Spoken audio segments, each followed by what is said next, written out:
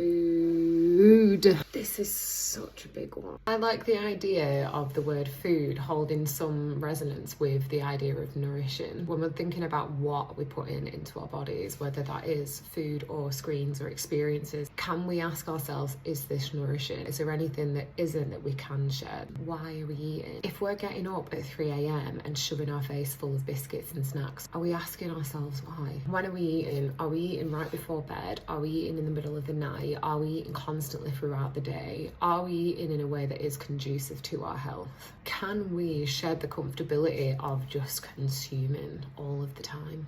That one links into the what are we eating, because if we've consumed a lot of food, we'll still find that we can be hungry afterwards, and it's not to do with the amount of food that we put into our stomach, it's because our body requires the nourishment from it. So if we don't have anything that has nourishment within it, then our bodies are going to tell us and say, I'm still hungry because you haven't fed me, you've just filled me. I've noticed that one of the biggest fears when we're all trying to make changes is the fear of going completely without, or the fear of a drastic change. So my advice is to just be gracious with yourself. It's okay to do it little bit by little bit, but the idea is, are we actually doing those little bits? Don't be so hard on yourself. It is extremely challenging to give up food habits and to shed them. This could look like doing half a teaspoon less of sugar, choosing biscuits that have less ingredients, having less sauce on something, half the dessert. I used to do this all the time, and it used to drive my family insane when I used to live with them. It worked though. This was a process. Instead of me going cold turkey, because I know it wouldn't have worked and I've tried it a million times, I was like, how can I cut down? Got to the point where I would eat half a biscuit, I would cut half a biscuit, leave half, and only eat half a biscuit. I would have like half pork pies cut in the fridge. It's not about how do I completely stop, it's shed, like get rid of a little bit. You're not just gonna go from here to being super healthy. Do you have to have a dessert every single time? If you do, can you eat half of it? If you're in a routine of having milk and biscuits before bed every single night, like that's a lot of sugar, that's a lot of processed food. How can we shed that? Can you switch that for another snack? Remember that it's not necessarily at this moment about implementing the new thing. We do really want to primarily focus on the things that we're shedding. I know it's harder to go cold turkey without something, so in a situation like that, it would be a question of what can I put in place of that? Is there anything I can swap it for right now? But if you can go without it, even better. Shed that habit of having to have a snack before bed. Can you lower the amount that you're having before bed? With breakfast time as well, habits of eating things that aren't supportive for our system first thing in the morning. Are you waking up and are you having a latte with loads of milk that's got loads of sugar in? Even if it's like an oat milk or an almond milk, they have lots of sugar in. Normal cow's milk has a high content of like natural occurring sugars.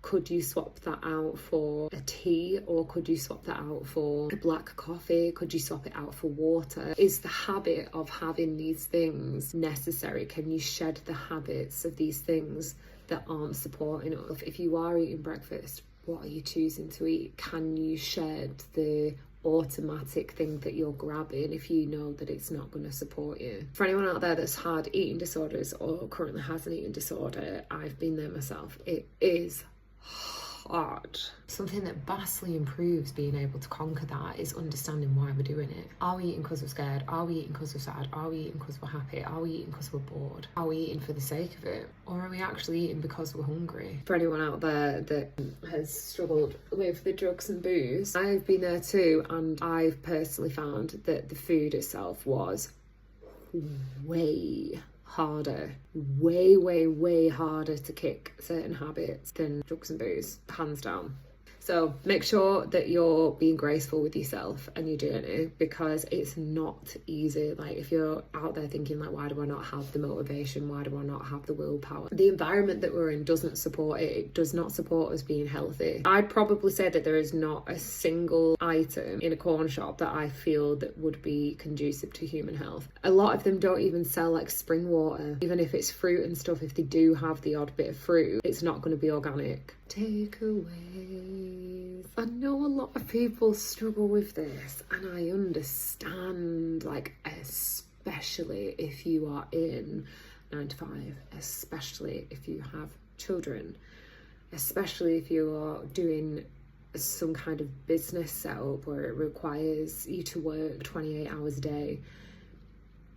food prep is a lifesaver, and it does require a dedicated day, either once a week, once every 2 weeks if you've got a freezer, to really commit to giving yourself that level of care. If you have kids as well, this is so much better for them, for you, for everybody's health. It rolls onto them, their immune system being higher, so there's less time of them being ill, less time of you being ill. Like, it's so important. It is so important, and I know how hard it is. I have been there myself.